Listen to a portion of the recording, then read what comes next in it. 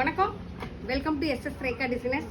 இன்னைக்கு என்ன டிப்ஸ் அப்படின்னு பார்த்தீங்கன்னா, பாடி மெஷர்மெண்ட் எப்படி எடுக்கிறதுன்னு நிறைய பேர் கேட்டிருந்தீங்க. அதுக்கு தகுந்த மாதிரி ஒரு டிப்ஸு.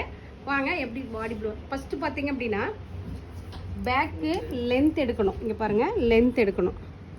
அவங்களுக்கு எவ்வளோ வேணுமோ அதுக்கு தகுந்த மாதிரி லென்த் எடுக்கணும். அப்புறம் பார்த்தீங்கன்னா பேக்கு நெக்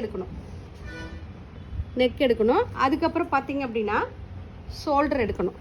பாருங்கள், ஷோல்டர், ஃபுல் ஷோல்டர்.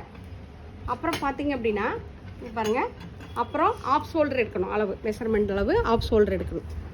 அப்புறம் ஆம்கோல் எடுக்கணும். இங்கே பாருங்கள், அடுத்தது ஆம்கோல் எடுக்கணும். இங்கே பாருங்கள், ஆம்கோல் நல்லா டைட்டாக எடுக்கணும். அதுலேருந்து ஒரு 2.5 இன்ச்சு கீழே இறக்கி அப்புறம் அடிக்கை ஆம்கோல் எடுக்கணும்.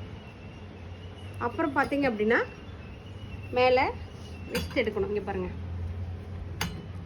மேலே ஒரு மெஷர்மெண்ட்டு நல்லா டைட்டாக, அப்புறம் ஜெஸ்ட்டுக்கிட்ட ஒரு மெஷர்மெண்ட்டு நல்லா டைட்டாக, அப்புறம் ஹிப் மெஷர்மெண்ட் எடுக்கணும். நல்லா டைட்டாக ஹிப் மெஷர்மெண்ட் எடுக்கணும்.